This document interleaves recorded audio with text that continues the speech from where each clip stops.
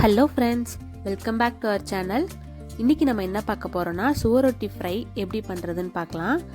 கடையில் சுவரொட்டின்னு கேட்டால் இந்த மாதிரி கொடுப்பாங்க. அதை வாங்கிட்டு வந்து தண்ணியில் மஞ்சள்தூள் போட்டு கழுவி எடுத்து வச்சுக்கோங்க. அதுக்கப்புறம் இந்த சைஸில் கட் பண்ணி எடுத்துக்கோங்க. இது கட் பண்ணதுக்கப்புறம் கழுவக்கூடாது.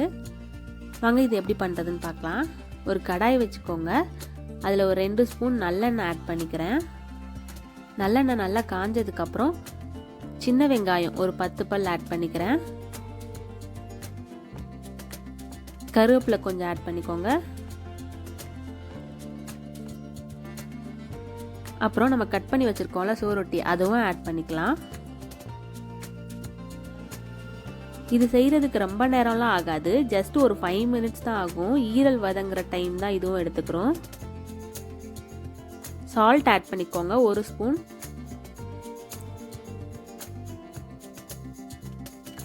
இது தண்ணி எதுவுமே சேர்த்து நம்ம வேக வைக்க போறதில்ல, இந்த மாதிரி எண்ணெயிலே வறுத்து எடுத்துக்கலாம்.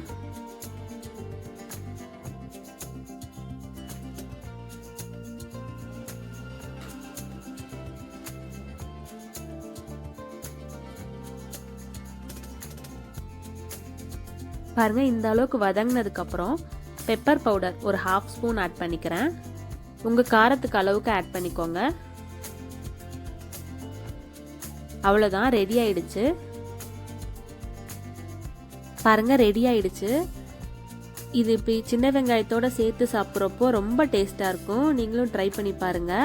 இது உடம்புக்கு ரொம்ப நல்லது. ஹீமோக்ளோபின் கம்மியாக இருக்கிறவங்க, அனிமிக் ப்ராப்ளம் இருக்கிறவங்கலாம் இது வீக்லி 2 டைம் சாப்பிட்டாலே 1 மந்த்தில் நல்ல டிஃப்ரென்ஸ் தெரியும். ஹீமோக்ளோபின் நல்லா இன்க்ரீஸ் ஆகிருக்கும். நீங்களும் ஒரு டைம் ட்ரை பண்ணி பாருங்கள். எங்கள் ஊர்லலாம் இது அவ்வளோ சீக்கிரம் கிடைக்கவே கிடைக்காது. முதல் நாளே சொல்லி வச்சாதான் மறுநாள் காலையில் கிடைக்கும். அவ்வளோ டிமாண்டு. ரொம்ப நல்லாயிருக்கும். நீங்களும் ட்ரை பண்ணி பாருங்கள். உடம்புக்கு ரொம்ப நல்லது. ட்ரை பண்ணி பார்த்துட்டு எப்படி வந்ததுன்னு கமெண்ட் பண்ணுங்கள். நம்ம சேனல் மறக்காமல் சப்ஸ்கிரைப் பண்ணிக்கோங்க. தேங்க்யூ ஃபார் வாட்சிங்.